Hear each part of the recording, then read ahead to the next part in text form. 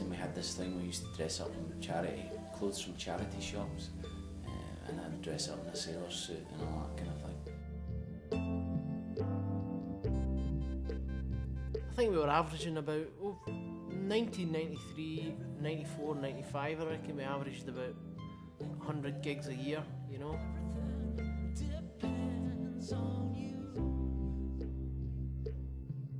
We scraped together the money to buy a PA, so we thought we could go and just put it in the van and we'd be able to drive about all over the place and play in any pub that would just about pay us enough money for the petrol and the van hire to do it. James, the singer, sort of sauntered up to me afterwards, without making any eye contact, said, "Are you quite into coming along for a bit of a jam or a rehearsal?" I said, "Yeah, of course." Bumped into James and Derek in a pub called Nice and Sleazy's in Glasgow. And I'm sure the only reason I get into the band, or the main reason I get into the band, was because I had a couple of really good suits that my dad had made when he was a younger man in the 70s.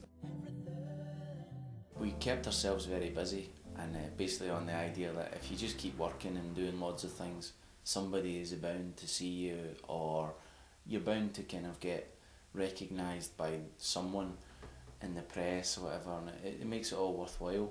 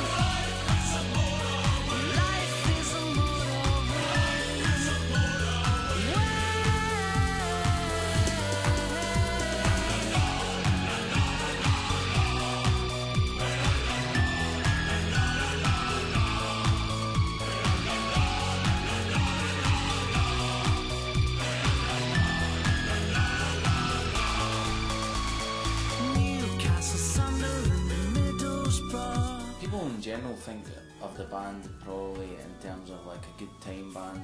Maybe they've got a point. I've always hated drummers that sit at the back and kind of, you know, hold it down. I think Joe Bloggs in the audience would prefer to watch a drummer who was having a good time.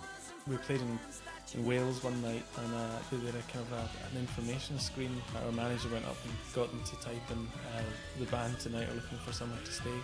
We used to drive up to Perth, Fort William, Oban. If anybody saw us, they wouldn't, you know, whether they liked us or not, they probably wouldn't forget about it. That was the main reason, you know, that we were able to do so many gigs. We did have a good, strong following.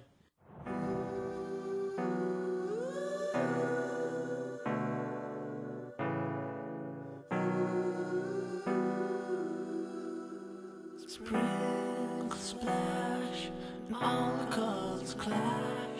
Things are going so fast, but you don't know. Friends are gone, and your favorite summer song blasting out transistor radio.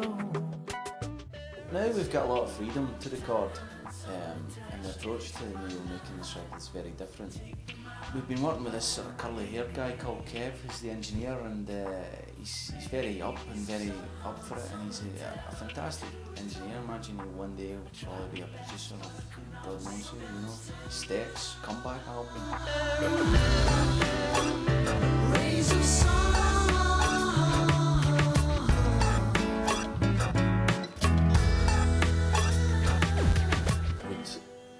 past we'd been working with people and influences that maybe found ourselves not compromising so much, but maybe diluting what we were originally all about.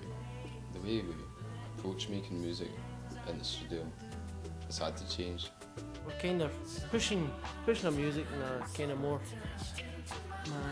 a different direction completely, I reckon. We're just doing exactly what we want to do and record and the way we want to record it. I'm not saying we're cutting edge, but if you want something that's different, you've got to kind of embrace some of what's available, you know, to musicians these days, which is basically technology. Alan's very creative with his drums, and he always has been. And he's gone away and bought the sampler and drum machine and learned how to work it all. And that's changed the sound of the band completely, and Alan's pretty much responsible for it. And it's the most enjoyable record I'd say we'd ever made in terms of recording.